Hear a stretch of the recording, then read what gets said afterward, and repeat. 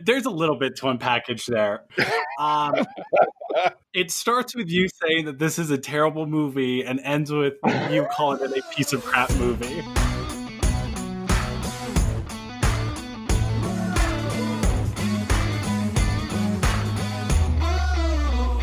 Welcome to the What's Our Verdict podcast, where we fashion ourselves cinematic judge and jury. My name is JJ Crowder. I'm here with my co-hosts, Mattson Heiner. Better red than dead. Javier Ortiz. What is up, nerds? Ian Anderson. Some shit. And today we have a very special guest host, Jay Vincent, joining us. Hey guys, nice to be here. Thank you. Yeah, we appreciate you joining up and giving your verdict on a movie we're going to talk about today. So welcome. Thanks again. We love having you.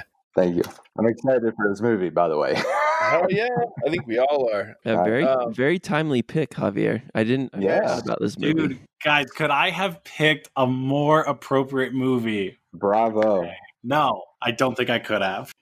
I don't know that you could have either. Very relevant to where we're at right now. I love it. All right, so if you haven't already, make sure you hit that follow or subscribe button. Tell a friend, which helps us grow the podcast. Also, check us out on social media, Instagram, Facebook, and Twitter, all at What's Our Verdict. All right, this is our trial series where we discuss the facts of a movie, pass judgment, and let you, the listener, know our verdict. Today, we're reviewing V for Vendetta. It was released in 2005, directed by James McTeague, and written by the Wachowskis. It's based on the graphic novel written by Alan Moore and David Lloyd. It starred Hugo Weaving, Natalie Portman, Stephen Ray, Stephen Fry, John Hurt, and Tim Pigott-Smith. In V for Vendetta, the United Kingdom is ruled as a Nordic supremacist and neo-fascist police state by the Norse Fire Party, helmed by all-powerful High Chancellor Adam Sutler. Political opponents, immigrants, Jews, Muslims, atheists, homosexuals, and other undesirables are imprisoned and executed in concentration camps. So, let's jump right in. What'd you guys think of this movie? Shoot, that was a lot of heavy words just then. I gotta process that for a second. Yeah, that was super specific. I know, I was going, this is my longest synopsis in ages, but I was like, you have to have that. The one on IMDb sucked. I was like, it's like 2 sentences and it doesn't do this movie justice. You know, that synopsis actually cleared a lot up for me because I saw this movie. They did not explain who the enemies were at all. So I'm just like, this guy's getting arrested for a Quran. Oh, and he's also gay because he has a picture. Like, I was like, what's going on here? They don't. That's, I mean, just to jump right in, Jay, you brought up one of my biggest issues of this movie is, and I realized that it's hard because it's based on a graphic novel it's a series of graphic novels that goes into all that stuff. But it's hard when all they do is talk about the undesirables. And I'm like, well, who is that besides we know homosexuals? Well, obviously Muslims because of the Quran, but they don't really explain. Could be redheads. Could be. They just didn't show us. We could have been part of that. It's very plausible. Definitely redheads. Although I did notice the extras were extremely ugly and there was a lot of redheads in there. So you're good, Mattson. You're good. What else do you guys think about this movie? Honestly, I have a pretty weird... This has been the most interesting movie for me to think about. Like, I watched it, I think, 2 nights ago, and I just can't stop thinking about it because it really does. It's a terrible film, and I don't want to like put down any filmmakers. I love the Wachowskis, and The Matrix was amazing. I feel like if you give them money, they don't know what to do with it. Like a Jupiter Ascending, Matrix Reloaded, Matrix Revolutions, which what this whole movie is about. But they also did Cloud Atlas. But man, this movie was terrible. But then I was thinking also in terms that there's really 2 plots to this. There's a love story via kidnapping, and then there's a revolution. And there's 2 movies that do that better, but this film has more of a significance than those. And I would say Split is a better love story. And that's also M. Night Shyamalan's comic book movie. And I think it focuses on mental instability, where the other story about the revolution, I was thinking about the Dark Knight trilogy because that really shows how people revolt like throughout that whole trilogy. Like I never realized until watching Dark Knight the second time with the Joker that it was about Gotham. But it's crazy because this movie actually created, it inspired Arab Spring and Anonymous with the Mask, which has become, something that we deal with still today. And then also that mask spawned Mr. Robot because they use a version of that mask. And Mr. Robot, if you've seen the series, is a deep dive into mental instability. And I feel like there's these 2 masterpiece works of art that came out of this piece of crap movie. And it's just amazing. Like my mind's boggled by this thing.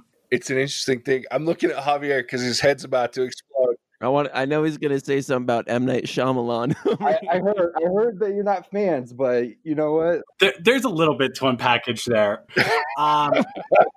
It starts with you saying that this is a terrible movie and ends with you calling it a piece of crap movie. And then it kind of evolves into you comparing it to an M. Night movie which, arguably that's his one good movie. So, at least you picked the right good movie. one. How is this movie bad? Are you kidding me? So I'm a huge action fan. And even though the action in this movie is awesome, that's not even my favorite part. Like, there are so many good parts of this, with talking about revolutions, talking about fear. When is it morally justified to kill and to revolt against a government? What is the role of a government towards the people? Is fear a good enough reason to surrender your rights to a government? Like, it begs so many amazing questions. I can't believe you just sat there and said it was a terrible movie. Well, the Wachowskis are brilliant, but I feel like the action, I don't know. For me, a lot of things look weird to me. Did you see the part where he slit like 7 people's throats?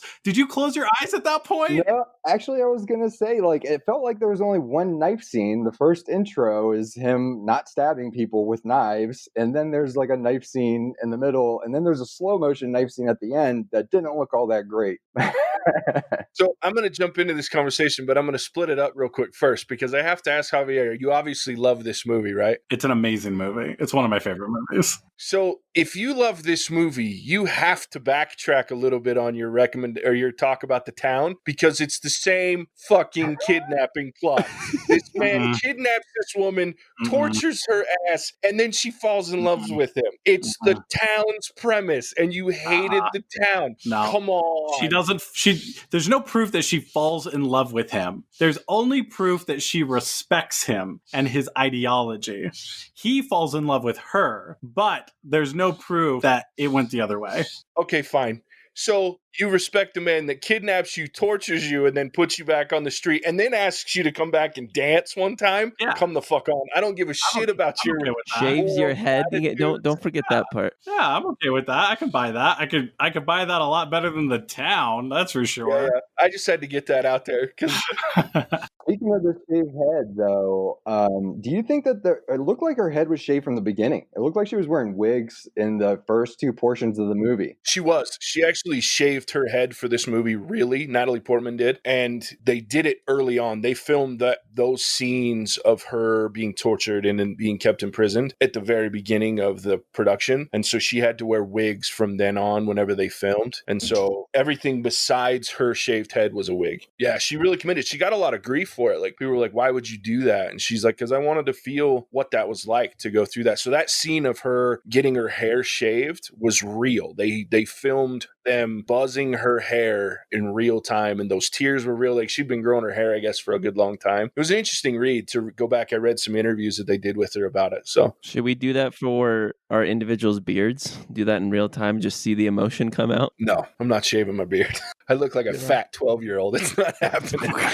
I can tell you guys for sure, I just got rid of mine and I look like I'm 13. So yeah, there is an emotion there. But I did put in the notes, I wondered if it was an acting choice if she did that, to get to your point. Yeah, it was. She definitely chose to have that emotion and to have it be real, because they can do the bald cap, but I don't care. There's no bald cap in the world that looks 100% real. And so she made that choice so that it would look real and look authentic in that situation. Javier, I wanted to ask about the action, which there was not very much, pretty little on that scale. I thought when I first watched this like 7 or 8 years ago or whenever, a while ago, it made me think of 300, because there's an excessive amount of blood and then an excessive amount of strength from V, where that's the only thing that kind of threw me off, because the rest of this movie is all realistic 100%, but then I guess they wanted to take artistic liberties, like Matrix style, 300 style.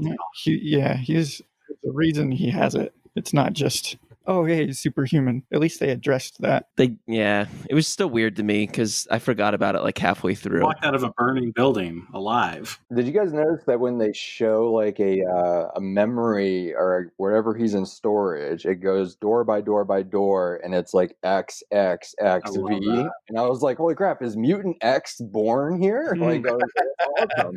I do like the explanation. It's brief, it's quick, and it's enough for me to understand that the mutation of whatever disease they were trying to develop within that is what his mutation created this superhuman version of him. Obviously not invincible, which I also appreciate. The fact that at that last fight scene when they unload on him and he pulls out the piece of metal that he was using as, somewhat of a bulletproof vest. I like the fact that he didn't just rely on the fact that he had some superhuman strength to think, oh, I'm invincible. I appreciated that. And I will say, it's been so long since I've seen this movie, I don't even remember the last time I watched it. What I do remember is watching it in the theaters because I was still riding the high 6 years later after the original Matrix. And at that time, I thought the Wachowskis could do no wrong. And so I would see anything. And I went and watched this movie and I hated it when I saw it in theaters. And I will say that 16 years later, I appreciate it more now and enjoyed it more this time than I did when I was 20 almost 20 years ago. So I completely agree. Like, honest to what I was saying before, like my saying that the film was crap, I really don't mean that, because honestly it was a letdown for me, like you, from the Matrix, and that's what I remembered. But watching it now, you're right, I do appreciate all these thoughts that I've had since the film, and honestly, but to not rate the film, I can tell you that I wrote down social significance scale on a scale of 1 to 10 was 10 out of 10. I was like, this film is very significant. Oh, for sure. Yeah, way ahead of its time. 2005, and there's been tumultuous times for government, period, for a long time. But now it's such a crazy thing, and it's so at the forefront that it's definitely very relevant for the times that we're living in. And it was bonkers, the stuff that you pick up out of it. I was just going to say, if you did a meme of this movie with those clips of, did the government fabricate the St. Mary's attack and the Three Waters, and you put that out with something with Corona and made it look good, people would believe that literal thing happening now, because there are people that believe that is happening now. And that's, for me, what just blew me away, because I had to do a double take. I was like, well, am I living what is happening in this movie currently? I would have, with also everybody being glued to their TVs and the sort of fake news, and also the bad guy being this big TV monster, kind of like Trump, you know what I mean, where he says a few words and then goes away. It's like, why don't you do it? Why don't you do this big speech yourself? And he's like, no, why don't you do it? I totally thought that, though. Like, there were so many ties, I think it was very damning for both people, like both sides of the aisle, right? Because V starts when he gets on the monitor and he talks to the people of the UK. He's like, I understand why you did it, right? I understand that you were afraid there was a world war, there was a virus, and then you surrendered those rights because you were scared. And you see a lot of that like going on now, right? Like, people are not only surrendering quote unquote rights in regards to coronavirus to local government to enforce safety standards, but they're encouraging it. And so I think like the movie is very damning on that topic. Like, that's not okay. But on the other side of the coin, it is just as against that like Trump-like computer monitor, where you just have this egotistical maniac who turns out to be just this like whimpering buffoon of a crybaby when it really comes down to it, right? So I think that is just so interesting. That's why I think it's so relevant to today, is that it speaks to just so many things that are going on. Whatever you believe in, it speaks to a little bit about what you're doing. For sure. Did anybody notice that they used John Hurt, the actor, to play his lookalike, just with dyed hair and a dyed beard, in that like mock show that they did? Yep. I was like, wow, they didn't even get a funny lookalike. They got John Hurt and like, just dye your hair. Yeah, they had him play himself, and then they painted his face different colors for both. Amazing. Oh, wow. Put weird wigs on Amazing. each one. So yeah, it's quite interesting the way that they played that. I clearly need to be a little bit more observant sometimes when I watch movies, because I didn't notice that. I didn't catch that either. You're like, wow, that stunt double looks just like John Hurt, man. A little bit younger. Yep. No, yeah. It's I laughed the first time I noticed. I was like, that sounds just like John Hurt. Wait, that sounds just like John Hurt. Holy shit, that's John Hurt just playing his same character. I will say this though, and I think one of the things that got me when I say that I liked it this time much more than I did when I first saw it, one, it's me, right? I'm an adult now instead of a large child, and You've been an adult for a while, man. I know. True. Shut up. Damn, Ian, taking the dig. I like it. Mentally, I haven't been an adult, though. for Oh, no, very we're long. aware of that for sure. Yeah. Douche And nozzle. Exactly. And sometimes I'm still not an adult. But when I watched this, I was surprised at how the adult themes hit me a little different than, they did back when I was in my 20s. And so it was one of those things where, like, for example, when he's talking to Evey and she asks if she can apologize, is it okay? Or not Evey, it was the doctor. He's talking to the doctor that he's killing, that lady. And she says, is it wrong, or is it wrong of me to apologize? And he's like, never. And I was like, that is such a thing that we could learn as a society right now. Like, it's never wrong to apologize for something that you did incorrect. What's wrong is we overuse the words I'm sorry. We apologize because someone got their feelings hurt over something that we had nothing to do with. We apologize because we read something incorrectly or we worded something wrong. This woman tortured a man, infected him with a disease that changed his life. And in these situations, that if we were to wake up as human beings and say, this is something I need to apologize for, and it is never wrong to do so, God, that's a huge thing for me. Like, that one really hit me, that line. Do you want to know what really resonated with me? The one line Yes. that really just I really relate to on a spiritual level is when Evey is with that dude who had like the Quran and like the gay porn in his little hidden room or whatever. Uh-huh. And she's like, "Is everything a joke to you?" And he's like, "Only the things that matter."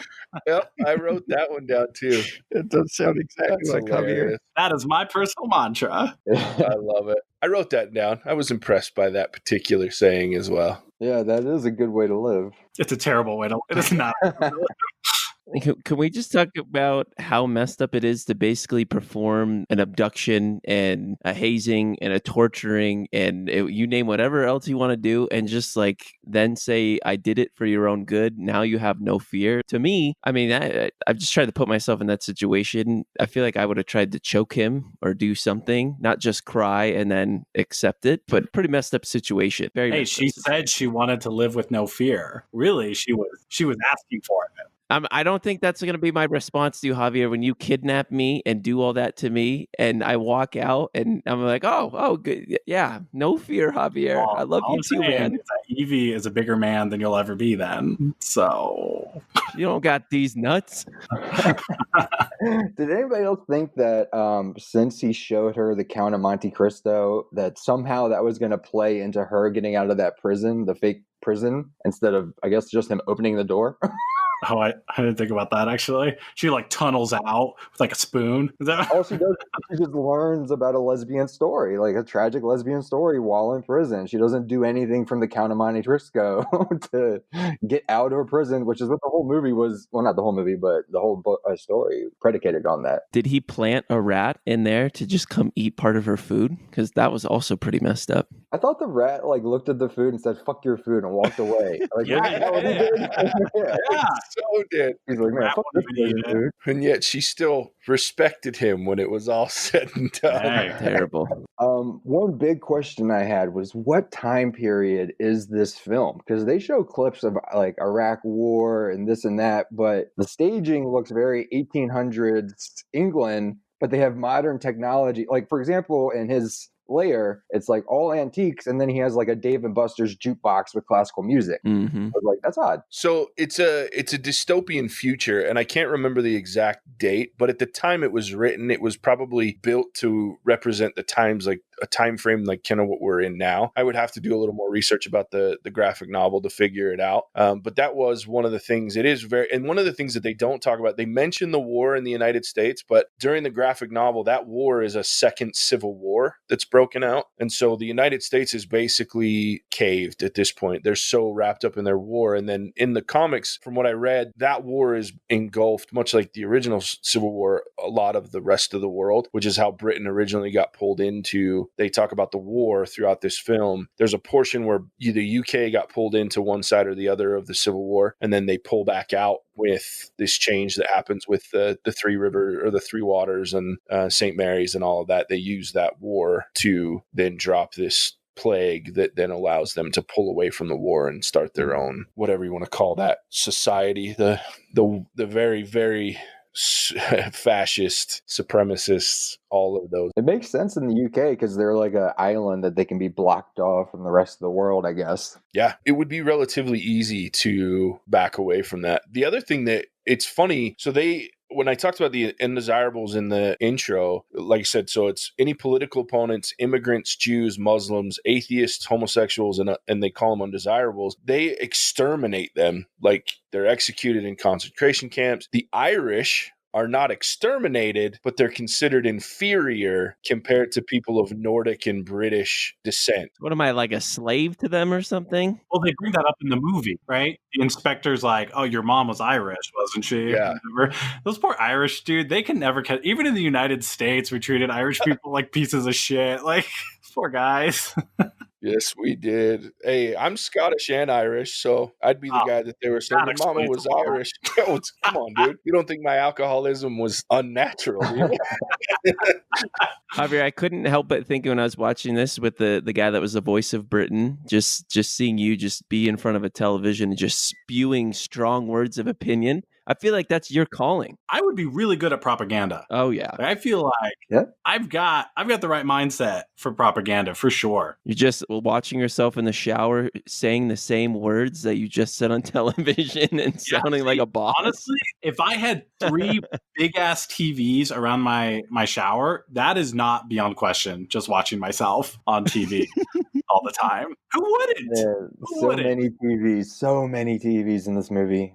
I love that scene because he's watching the part where he's like, man, I wish I was there because if I was there when they took down V, I would have just fucked that guy up. And then he turns off the TV and V's standing right behind him. And he just falls to the ground and starts cowering. I'm like, I love this movie, man. This is so great. You know, there are some things that I didn't enjoy, and I'll go back to what Jay was talking about, and that is, I get that it was meant to be a little cartoonish, but like the fact that the blood, whenever he cut throat, it looked like paint pouring out of their neck. I was like, okay, that bothers the shit out of me. The second one is when he comes out of the building and he's all burnt to shit and he raises his arms. I get the raising, but the scream, I didn't need the scream. I would have been more intimidated by this dude just staring at the doctor and not screaming than the whole scream thing. The scream just took me out of the scene, which bothered me. And then the third one was some of the slow-mo shit really bothered me. Like, for example, the one that got me the most was when he sends in Evey as like the weird child porn girl for the priest and he jumps onto the roof kind of thing. I was like, it would have just been cooler if you seen him like walking on the roof, like slow-mo, just like a normal human being, but he's got to jump in slow-mo. Come the fuck on. That's pretty sure he would have fallen off the roof, but yeah. I thought that was awesome. I was like, what a cool jump. What a cool guy. So lame. Well, and the way he lands, I'm like, you'd have pulled some shit. Like, I don't care how superhuman you are. The way he lands with one leg straight out and the other almost buckled underneath him, I'm like, your groin muscle is trashed. Yeah, those are my big issue. If those are the 3 things that you don't like about this movie, that is so like small. Like, good for them. Well, okay, what about we do know fireworks don't blow up buildings, right? We understand this as people. Well, they explain that in the movie too. Yeah, I remember there was like a show on top of, I think it was like a show on top of a demolition, right? Yeah. All right, that explains that. Because they explain in that little meeting with the big TV, like that the explosives were like common explosive materials and stuff. So like it was actual explosive material, but then I think he put some fireworks in there too because he's got a flair for the dramatics, you know? I thought it was just the demolition team that no one knew about the fireworks that they put in there. Love what they tried. That's one thing I really like, the spin that BTN tried to put on all the things that happened. And you're like, it wasn't BTN. Their job wasn't to fabricate the news. That's the government's job. Oh yeah, okay. Good direct quote, but BTN is the government in the eyes of this movie. But I love those parts because it made me laugh to just see what they would say about what we knew actually happened. And it gets you thinking about, well, what do I see in the news and what actually happens? And it always makes me wish I could pull behind the curtains and know what was real and wasn't real. And I'm just an ordinary citizen and I'm also Irish. So I guess I've got a lot not going for me. So you want to keep that curtain real closed, man. Yeah. Just keep it real tight closed. You know, it's funny that you say that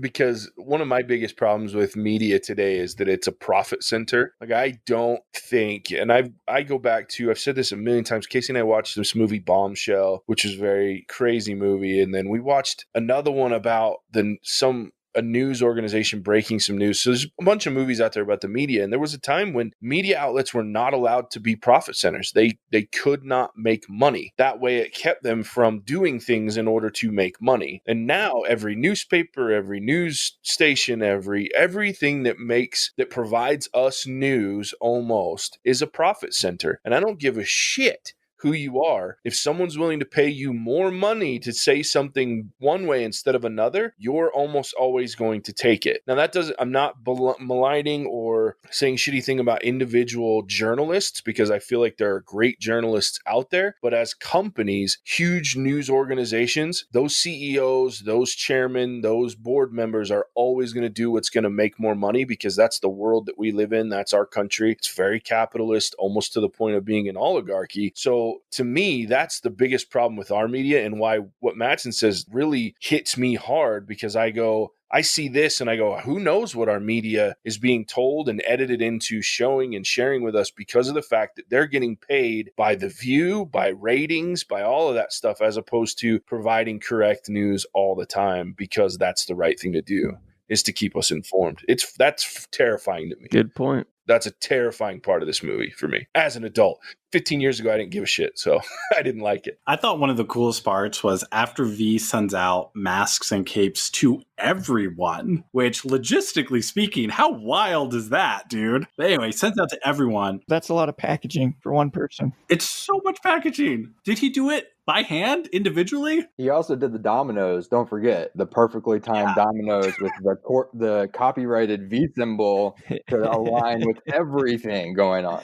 He's got a lot of time in his hands. That's what I said to Nicole. My wife was watching it with me. I was like, for a revolutionist, this guy has a lot of time on his hands. Do you imagine having to strap every box with that boxing tape and write the labels on it? Fuck that. That's what I'm saying. It's like hundreds and thousands of anyway. So they march on the Parliament building, right? And these people are just walking towards it, and the military's there guarding it, like legitimately ready to just mow people down. And they are not getting any commands. The chain of command has been broken because V's killed everyone. The commander on site just kind of freezes up. And so one of the dudes just tells everyone to stand down, which, first of all, given our current climate, that is a great response by a police force. Like, if you don't know what to do, don't do anything, right? Like, I think that is great, rather than just start open firing on citizens. Anyway, the other part of that is when those people get to those barricades, they just hop right over. Like, every person in that crowd was ready to die that night.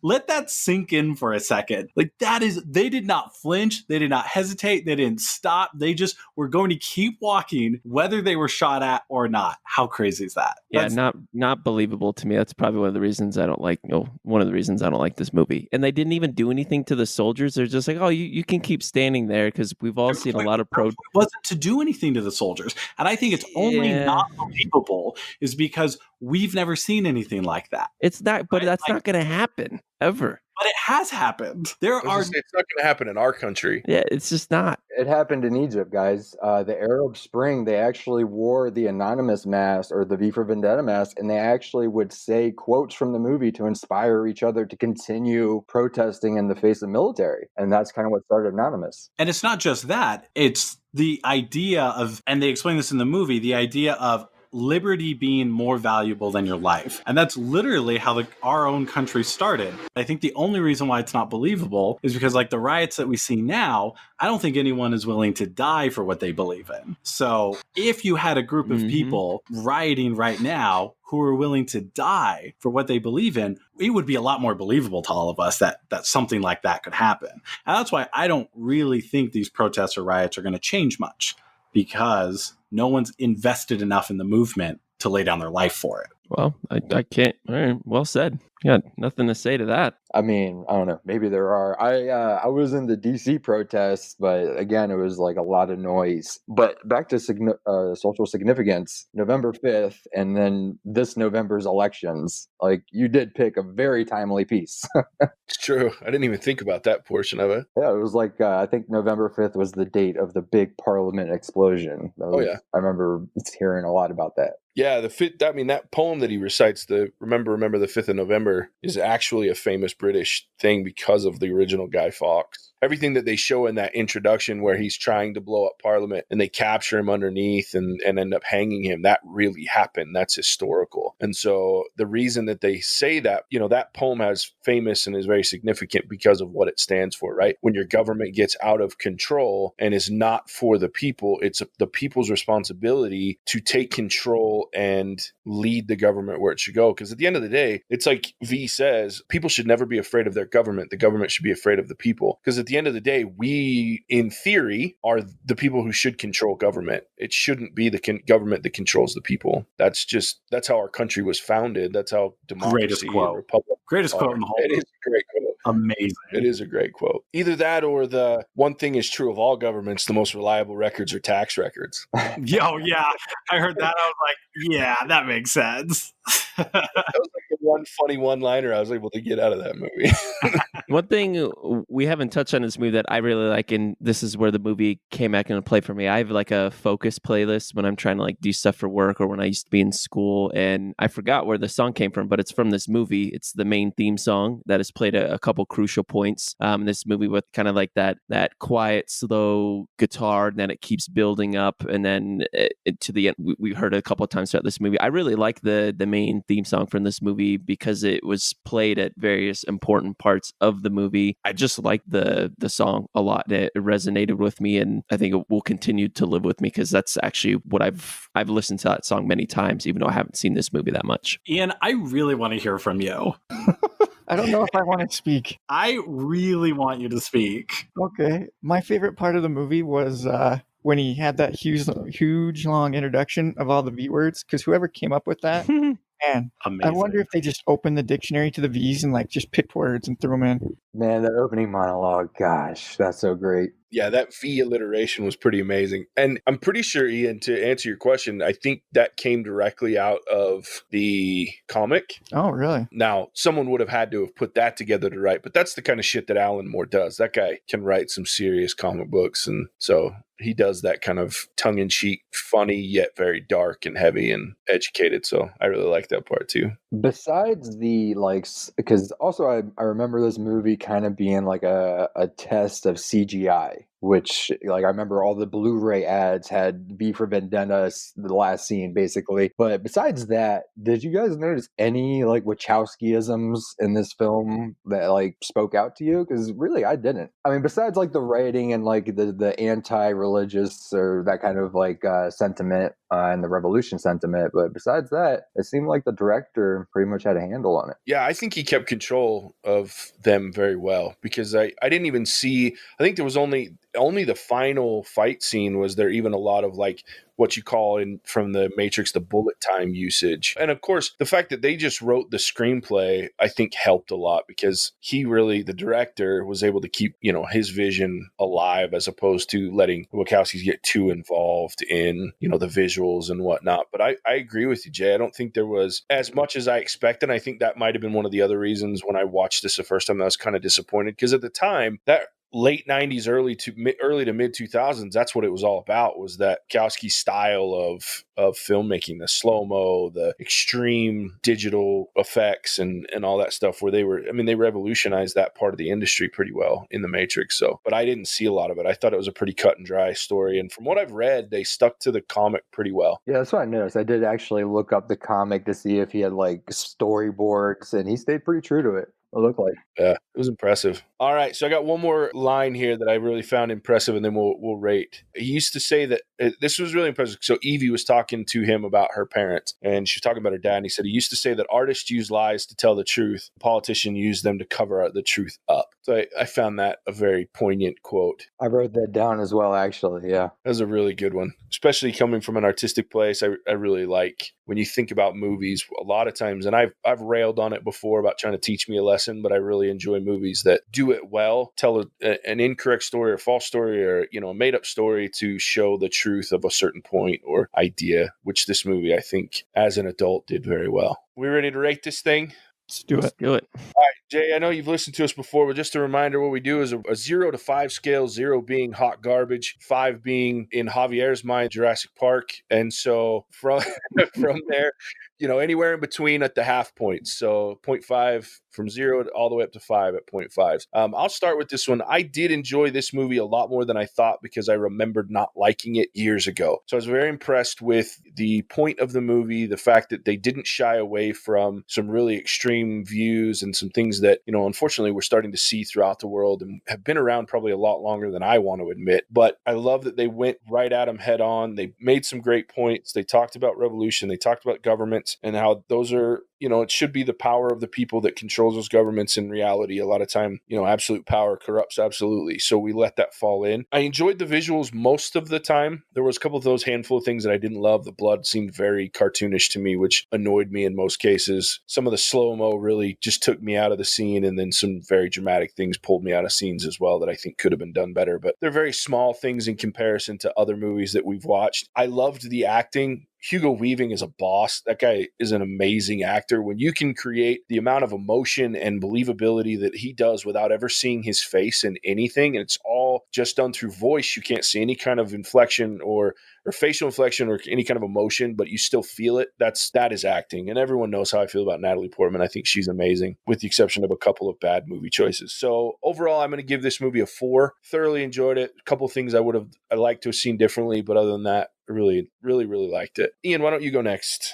You bet. So one thing I really liked about this movie, Javier mentioned, is it brings up a lot of questions, gets you thinking about something deeper than just being entertained by, slicing knives and a guy running around in a mask. I thoroughly enjoyed watching Hugo Weaving as well. That was probably my favorite part because he brings such a character to V. But yeah, overall, I'd give it a 3.5. And I'll probably watch this one again. I might give it a little bit of time before I watch it again, but definitely worth rewatching. Jay, why don't you jump in and give us your rating? Well, actually, Javier, you would be good at propaganda because honestly, my rating has changed since this discussion. I was gonna say a 2, but now I'm almost at a 4. If I give you like a 3.75, I would. But honestly, a 4 feels okay because you're right. Like it does. I had so many questions after watching this movie that didn't have to do with the movie itself, and I really love that actually. Mattson. Yeah, so I maybe don't feel as strongly about like when I watch the movie, but what I love about good movies, it's to the point of what Jay just talked about. I love movies that make me think. I like movies that give me a lot to talk about afterwards about what they portray. And I have to give this movie a lot of credit. In today's day and age, there is too much to talk about from this movie. If Jay and I and Javier had seen this movie together and we went out for a bite to eat afterwards, I'm confident we would be talking about a lot of things. And for me, with movies, I always go back to my dad. That's what I did. I'd go watch a movie and then go eat with my dad and talk about the movie. And some of my favorite movies like Interstellar, Inception, The Dark Knight do those things. And I got to be honest, this movie has a lot of that. I didn't remember that about this movie. I was also a lot younger when I watched this movie. So those things, as we kind of reiterated, didn't resonate until I'm now older. And so because of that, I'm going to give this movie a solid 4 because what I do value in a good movie, this movie portrays. Did at times this movie felt a tad bit a little slow for me, and was it a little bit cartoonish? Certainly, but if you can overlook those things while they are small, this is a good movie, a movie worth watching, especially in today's day and age. And it is a movie that I would find myself most likely watching again. I enjoyed it. Javier, bring us home, buddy. Okay, I really like this movie. And in fact, it reminded me a lot of Jojo Rabbit, where you can have like this really good just movie. If you don't really want to take anything from it, at face value, it is just a good, fun movie. But if you want to take it a step further, it touches on a lot of really deep themes, So both of those movies I really enjoyed. And I'm the opposite of Mattson. I do not like movies that make me think. So if you guys remember, I like ridiculous, out of control spy movies. So. Yep. He's our cinematic water skier, and I love it. Exactly. But I love this movie because it not only has a lot of things I agree with, but it makes me call into question things that I believe, right? Whether those things are true and whether I should believe those. Anyway, I'm going to give this a 4.5. because I do agree with some points you guys have made where the blood could probably be improved. Granted, it was 2005, right? Like, what can I expect? But there were some things that probably could have been improved, and if it was made today, would look a lot better. So I'm going to give it a 4.5, deducting some points for that. But other than that, awesome movie at face value, even better movie if you want to question your relationship with the government and your fellow citizens. And it's just amazing, guys. It is such a cool movie.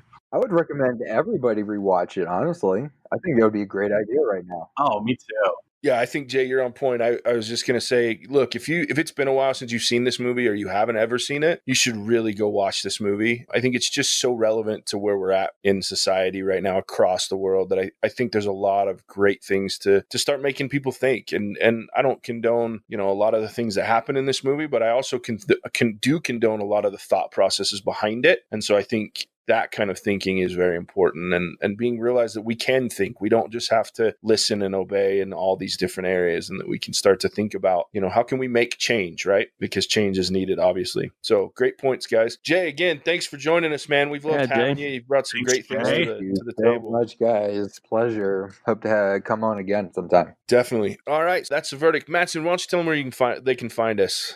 Yeah, you can find us where all good podcasts are found. Just search us at What's Our Verdict Movies. Don't forget about What's Our Verdict TV. We're currently recording season 1 of The Boys, so come and listen to that. It's going to be released here shortly in preparation for season 2, which we are stoked about. Social media-wise, find us on all major social channels, especially Instagram and Facebook, Twitter, and we also have our YouTube channel. So if you want to catch us there and give us a listen, please do so. Don't forget to hit subscribe. Get excited for all those movies coming out and come interact with us. Jay, we were just talking about Twitter. What's your Twitter feed, just in case people want to check you out and see what you're all about, man? Oh, it's Hardy Jays, so HARDYJAYZ, which actually is because I grew up watching WWF, a Hardy Boys, Jeff Hardy fan. And so ever since I was 13, all my handles on PlayStation, whatever, Hardy Jays. Yeah, so go check out Jay. Again, we've appreciated you being on the podcast. Mattson, thanks for sharing where they can find us. Go check us out. Check out the website. Give us recommendations, feedback. We love to hear it. And yeah, that's the verdict, and we'll catch you guys on the next one. Bye-bye now. Bye.